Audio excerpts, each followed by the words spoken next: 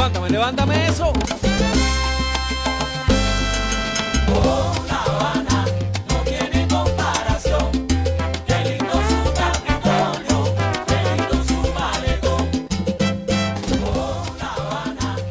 El bosque de asfalto no es el más verde, pero sí el que más frutos da.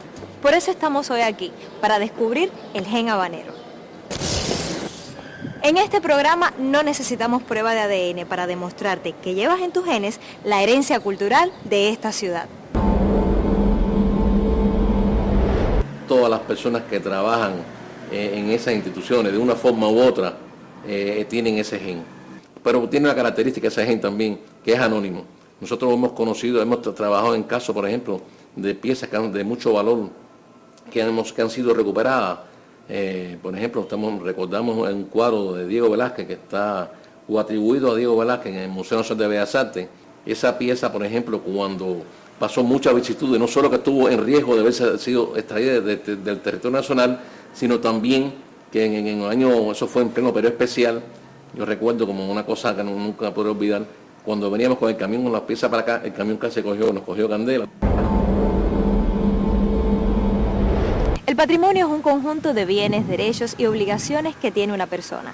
Y patrimonio de la humanidad es una categoría que distingue bienes excepcionales de relevancia, ya sean culturales o naturales, heredables para la humanidad. Así fue inscrito tanto en la legislación internacional de la UNESCO como en la legislación del patrimonio cultural cubano. Y en este primer programa pretendemos hacer un pequeño bosquejo sobre el surgimiento de la conciencia del patrimonio en el mundo y en nuestro país. Sígueme.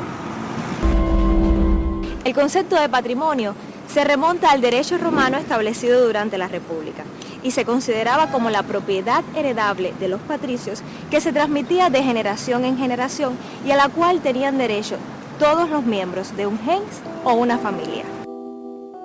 Ese sentido del término se mantuvo en la tradición legal hasta la promulgación del Código Napoleónico en 1804, que aunque trata el concepto de manera superficial, le da una perspectiva influenciada por la visión liberal y adquiere una connotación de propiedad individual. Pero la real conciencia sobre el cuidado del patrimonio se generó luego de la Segunda Guerra Mundial. Y antes de abordar ese tema, quiero invitar a un amigo que nos estará acompañando durante todo el programa, Luis Manuel Almeida, jefe del Departamento del Registro Nacional. ¿Puede ayudarnos a conocer sobre el origen de la conciencia sobre el patrimonio? Sí, el principal acontecimiento que generó en la sociedad, cuando nos referimos a la sociedad moderna, la toma de conciencia sobre la protección al patrimonio cultural fue la Segunda Guerra Mundial. Es decir, fue tanto el desastre, no solo la pérdida de más de 20 millones de vidas humanas, por un lado, sino también el saqueo al patrimonio de las naciones que estaban en conflicto en toda Europa. Eso, por supuesto, generó mucho daño, mucha destrucción y saqueo. Eso ha llegado hasta hoy en día, que son los llamados bienes relacionados con el holocausto, sobre el cual existe un seguimiento en la recuperación, en la restitución de esos bienes que todavía circulan por el mundo. ¿A partir de qué hecho se generó el movimiento mundial a favor de la preservación del patrimonio? Ya en el año 1954 se produce, las Naciones Unidas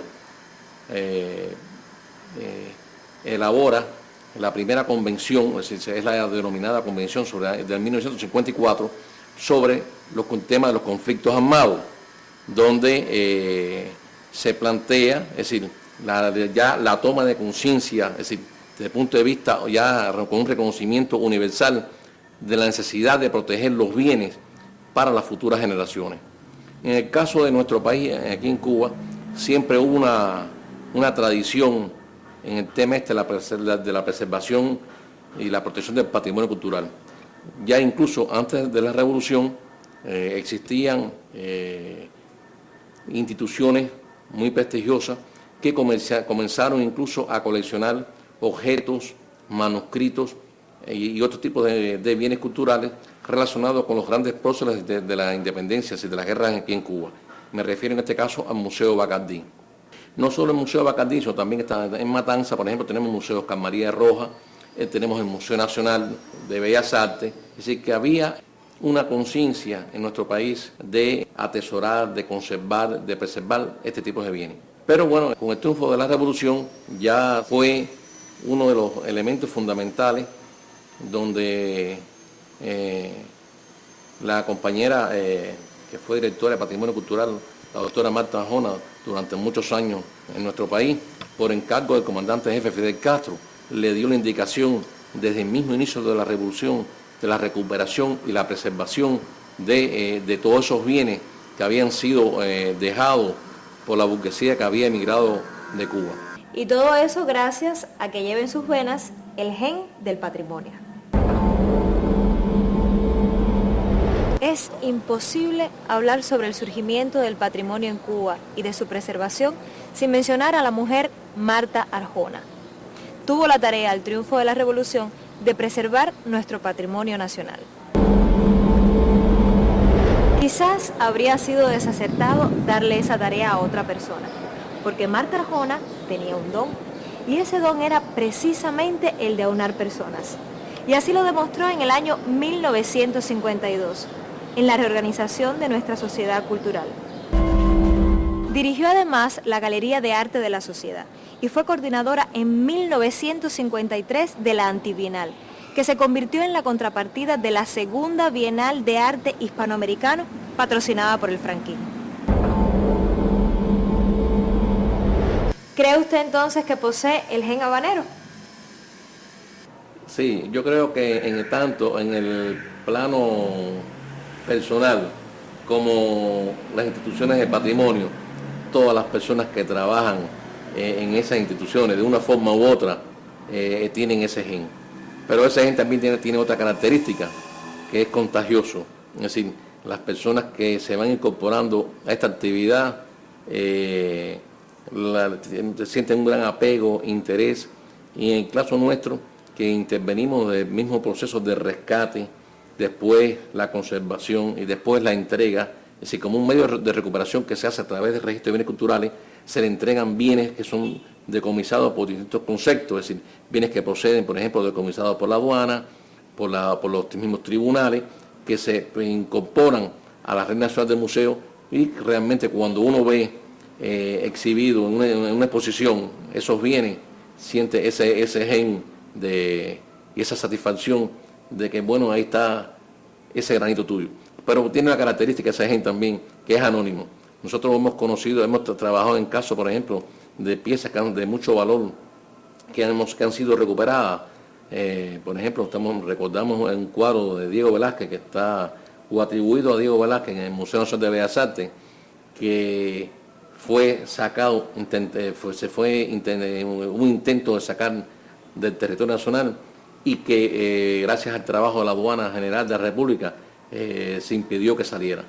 Esa pieza, por ejemplo, cuando pasó muchas vicisitudes, no solo que estuvo en riesgo de haberse sido extraída del territorio nacional, sino también que en el año, eso fue en pleno periodo especial, yo recuerdo como una cosa que nunca podré olvidar, cuando veníamos con el camión con las piezas para acá, el camión casi nos cogió candela, tuvimos que correr, apagar el camión, pero en la obra no pasó nada.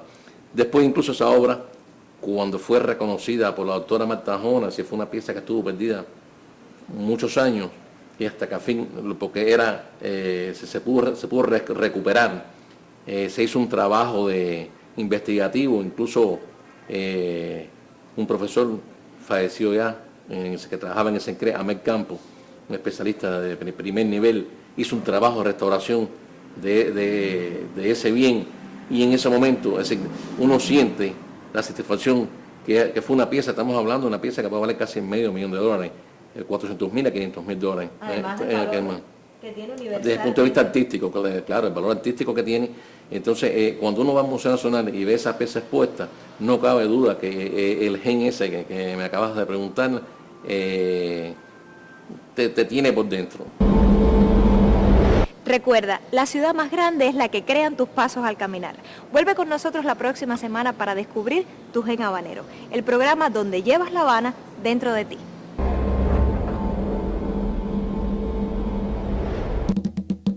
Oh.